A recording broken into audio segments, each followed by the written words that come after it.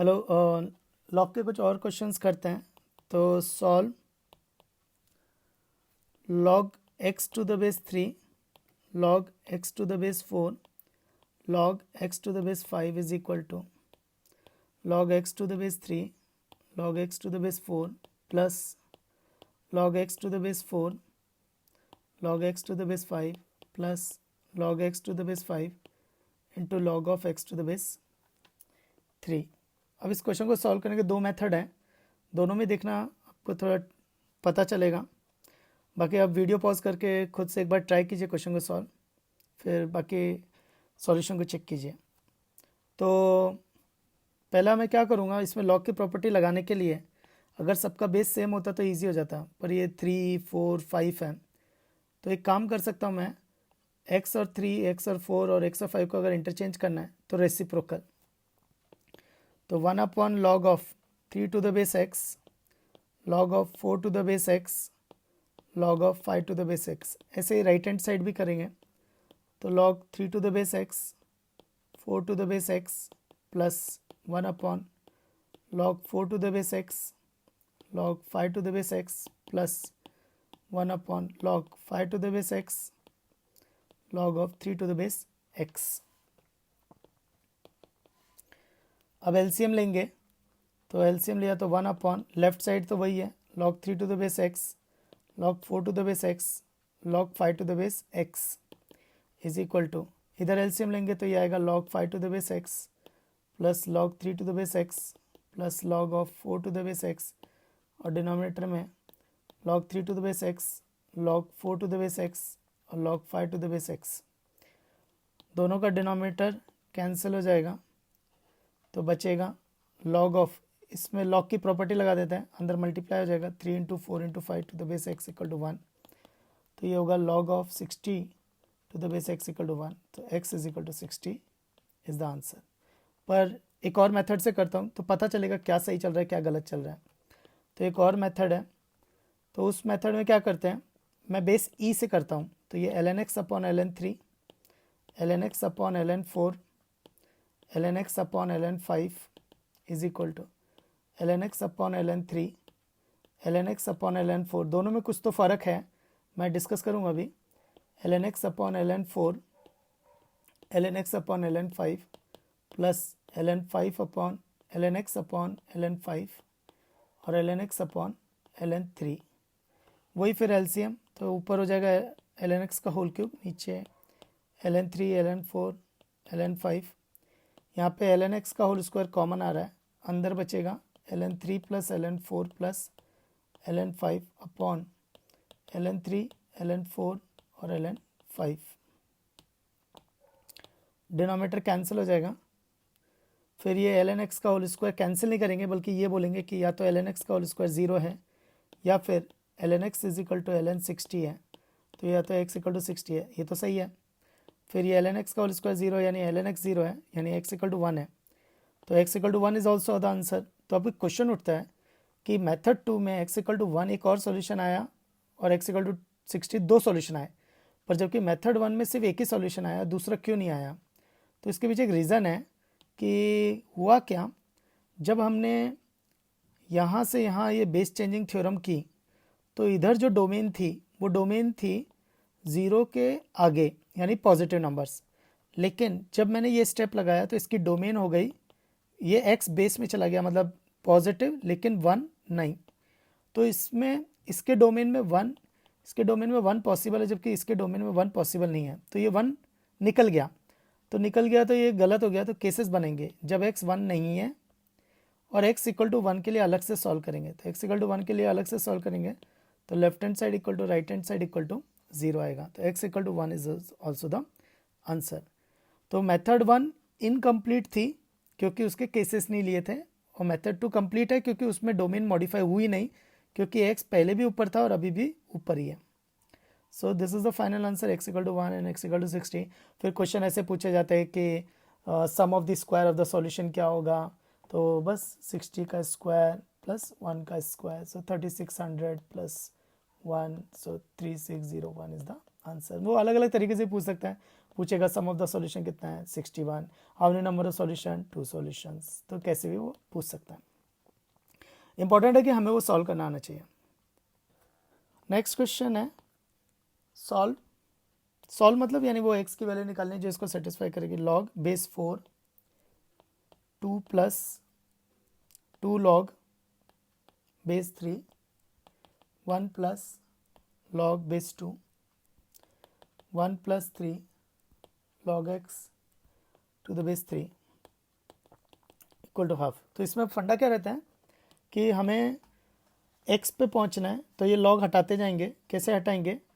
ये लॉग हटाने के लिए ये 4 की पावर हाफ और ये नंबर हो जाएगा बड़ा ब्रैकेट, तो यानी 2 into log of 3 1 plus log 2 1 plus 3 log x to the base 3 is equal to 4 raise to half. 4 raise to half का मतलब होता है 2, फिर 2 और 2 कैंसिल हो जाएगा तो यहाँ 1 आ जाएगा, फिर ये लॉग हटेगा तो करली ब्रेसेस इज इक्वल टू 3 की पावर 1, मतलब 1 plus log 2 base 2 1 plus 3 log x to the base 3 is equal to 3 raise to 1 which is 3, फिर ये 1 राइट साइड चला जाएगा तो log of base 2 1 plus 3 log x to the base 3 equal to 2, क्योंकि 1 उधर चला गया तो 3 माइनस 1 2, फिर log हटेगा तो 2 पावर में चला जाएगा तो 1 plus 3 log x to the base 3 equal to 2 का स्क्वायर विच इज़ 4, फिर ये 1 राइट साइड जाएगा 3 into log of x to the base 3 equal to 3 3 3 cancel होगा तो 1 आएगा, तो log x to the base 3 equal to 1, so x is equal to 3, so x is equal to 3 is the answer. Next है trichotomy. Trichotomy मतलब which is greater and lesser. तो question है which is greater, so log pi to the base 3 या log 3 to the base pi, तो इन दोनों में से बड़ा कौन है? तो देखो फंडे लगेंगे। मान लो log pi to the base 3 है, तो अगर यहाँ 3 होता तो इसकी वैल्यू 1 होती, पर ये जो नंबर है पाई वो तो 3 से ज़्यादा है, तो ये जो 1 होगा तो ये 1 से ज़्यादा आएगा, तो इसका मतलब है log pi to the base 3 जो होगा वो 1 पॉइंट समथिंग कुछ होगा। सेम ऐसे log 3 to the base pi में अगर यहाँ पर पाई होता तो ये 1 होता, लेकिन ये तो पाई से छोटा है 3, तो यानी ये 1 से छोटा आना चाहिए, तो यानी 0.999 समथिंग ऐसा 1 से छोटा, तो इन अदर वर्ड्स ये 1 से छोटा होगा। तो 1 एक नंबर वैल्यू है इसकी, तो log pi to the base 3 1 से बड़ा है और log 3 टू द बेस पाई 1 से छोटा है, तो log pi to the base 3 1 से बड़ा है और log 3 टू द बेस पाई 1 से छोटा है, तो यानी log pi to the base 3 log 3 to the base पाई से बड़ा है। Next question, which is greater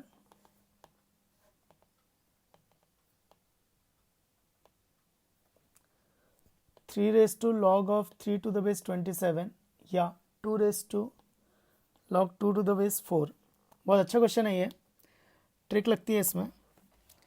तो देखो 3 raise to log of 3 to the base 27 2 raise to log of 2 to the base 4, तो 27 को लिख सकते हैं 3 का क्यूब और 4 को लिख सकते हैं 2 का स्क्वायर।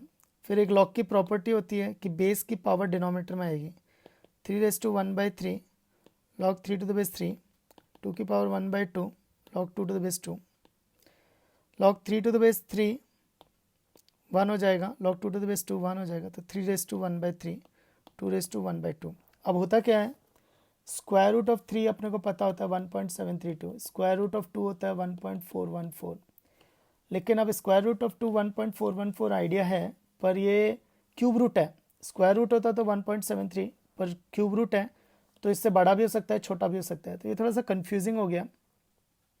तो इसमें ट्रिक है, दोनों तरफ इसके 3 और 2 का एलसीएम ले लो 6, तो रेस टू 6 कर दो, तो 3 रेस टू 6/3 वो हो जाएगा 3 स्क्वायर, और 2 रेस टू 6/2 इज अ 3, और 3 स्क्वायर होता है 9, 2 क्यूब होता है 8, तो 9 8 से बड़ा है, तो ये सब इससे इनइक्वालिटी, सो दिस इज, तो ये विच is greater 3 raised to log of 3 to the base 27. Next question है which is greater log 2 to the base pi plus log pi to the base 2 और 2. तो फंडे क्या होते हैं log 2 to the base pi log pi to the base 2. तो इसमें number base interchange कर देंगे तो रेसिप्रोकल हो जाएगा log 2 to the base pi plus 1 upon log 2 to the base pi. तो दोनों एक दूसरे के रेसिप्रोकल हैं. सो कैसा है ना कि x plus 1 by x is greater than equal to 2 when x is positive for all when x is positive, और x plus 1 by x is less than equal to -2 when x is negative. इसको prove भी कर सकते हैं. x plus 1 by x is greater than equal to 2, assume किया this is true, तो इसको proof करेंगे. तो ये x square plus 1 is greater than equal to 2x, लेकिन क्रॉस मल्टीप्लाई करते हुए ध्यान रखेंगे कि x इज पॉजिटिव, तो we are considering x is positive. तो x इज पॉजिटिव तो क्रॉस मल्टीप्लाई करेंगे तो इनइक्वालिटी विल रिमेन सेम. तो x square plus 1 minus 2x is greater than equal to 0. तो x माइनस 1 का whole square is greater than equal to 0 which is true. तो this is true true true true when x is positive. तो यहाँ पर अगर देखें log 2 to the base pi is positive और ये लिखा हुआ है सम ऑफ रेसिप्रोकल, एक दूसरे के रेसिप्रोकल लिखा है, sum of number and its reciprocal, तो यानी दिस इज ग्रेटर देन 2. अच्छा, व्हाट अबाउट इक्वालिटी? तो इक्वालिटी कब होल्ड करती है? जब x 1 होता है. तो ये तो 1 हो नहीं सकता है. 1 होने के लिए नंबर ऑफ बेस सेम होना ज़रूरी है. तो इसका मतलब है कि ये 1 हो नहीं सकता और ये दोनों एक दूसरे के रेसिप्रोकल लिखे हैं, तो this must be greater than 2. तो दिस इज ग्रेटर देन 2. थोड़ा और डिटेल में समझाता हूँ. मान लो ये एप्लीकेशन और डेरिवेटिव चैप्टर में समझेंगे हम लोग. There is a function y equal to x plus 1 by x.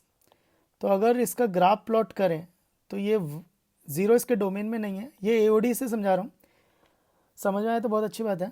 तो 0 इसके डोमेन में नहीं है, फिर x इक्वल टू 1 तक डिक्रीजिंग है, 1 के आगे ये इंक्रीजिंग है. सिमिलरली जब x 0 डोमेन में नहीं है -1 तक, तो ये -1 है, तो माइनस इन्फिनिटी से -1 तक वो इंक्रीजिंग है, 1 1 और इन्फिनिटी तक वो वेल इंक्रीजिंग है. नेक्स्ट अगर इसको थोड़ा और ऑब्जर्व करें तो 1 पे इसकी जो वैल्यू है वो आ रही है 2 और -1 पे इसकी जो वैल्यू है वो आ रही है -2. तो अगर उसको देखें log 2 to the base pi plus 1 upon log 2 to the base pi, तो log 2 to the base pi जो होगा वो 1 से बड़ा है, तो यानी यहाँ कहीं है log 2 to the base pi. तो इसकी जो वैल्यू आ रही होगी वो वैल्यू 2 से तो ज़्यादा ही आ रही होगी. तो this will be the value of this expression. तो this will be greater than 2. तो this will be greater than 2. ये टर्म 1 से बड़ी है लेकिन पूरा एक्सप्रेशन जो है वो 2 से बड़ा है. तो दिस इज आंसर.